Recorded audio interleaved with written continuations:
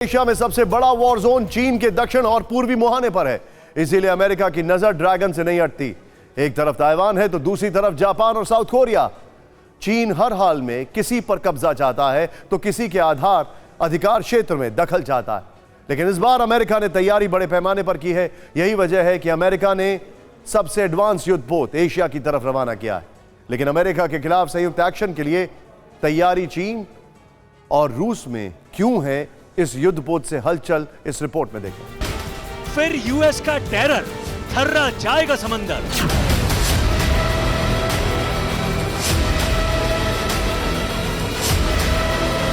समंदर की सबसे बड़ी ताकत बनने के लिए उतावले ड्रैगन को उसके घर में डुबोने की तैयारी का ये ट्रेलर है।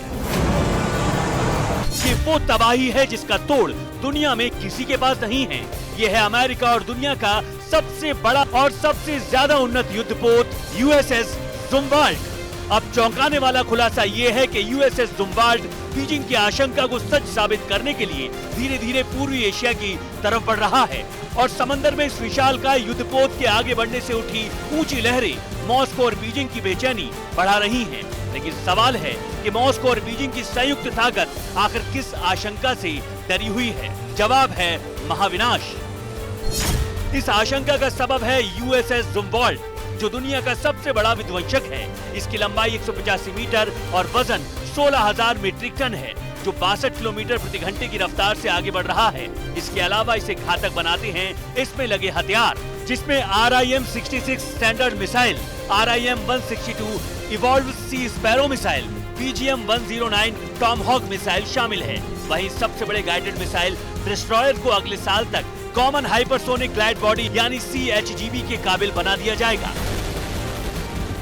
लेकिन सवाल ये है कि जिस इंडो पैसिफिक रीजन को लेकर जापान के अधिकतर क्षेत्र वाले ईस्ट चाइना सी तक अमेरिका मुस्तैद है, वहां इतने बड़े डिस्ट्रॉयर की जरूरत क्यों है? जवाब है ब्लू बैटल ग्राउंड में क्वेड का युद्धाभ्यास, जो नवंबर महीने में होने जा रहा है। इस अभ्यास में अमेरिका, भारत, जापान और ऑस्ट्रेलिया की ताकतवर नौसेनाएं 8 से 19 नवंबर तक बारूद बरसाएंगी। क्वेड की पूरी टीम जापान के योकोसुटा तट पर तैनात रहेंगी और यहीं से समंदर में उतरकर बारूदी अभ्यास करेंगी। दरअसल योकोसुटा अमेरिकी नौसेना का पोर्ट है। इसके अलावा ये परमाणु हथियार से lace aircraft carrier Ronald Reagan के नेतृत्व वाले कैरियर स्ट्राइक ग्रुप 5 का होम पोर्ट भी है। और इस क्षेत्र से चीन और रूस को टारगेट करने में अमेरिका को कोई भी परेशानी नहीं होगी। इसलिए यूएसएस जुम्बाल्ट अमेरिका के मकसद के लिए रणनीतिक दबाव बनाने में अहम भूमिका निभा सकता है।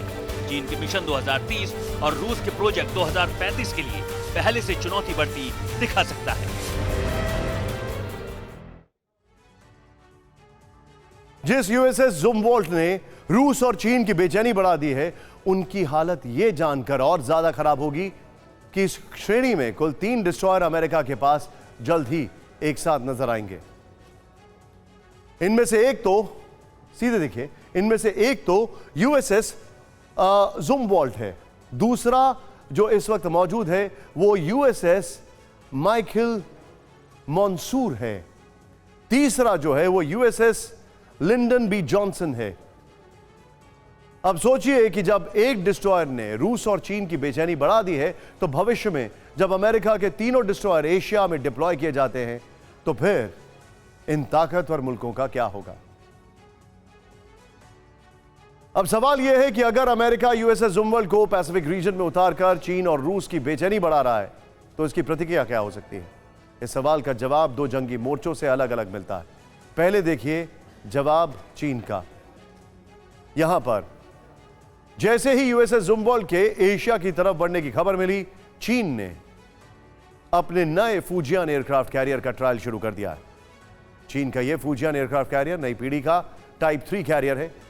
इस कैरियर का डिस्प्लेसमेंट 80,000 टन है और इसके अलावा इस कैरियर की खासियत है इलेक्ट्रोमैग्नेटिक एयरक्राफ्ट लॉन्च सिस्टम, यानी जो टेक्नोलॉजी अमेरिका के एयरक्राफ्ट कैरियर्स को घातक बनाती है, वही टेक्नोलॉजी अब चीन के पास है। और इस टेक्नोलॉजी से लैस एयरक्राफ्ट कैरियर को समंदर में उतारने का मतलब यह है कि चीन की नेवी यह बताने की कोशिश कर रही है कि अब चाइनीज नेवी भी अमेरिका को टक्कर देने की हैसियत रखती है।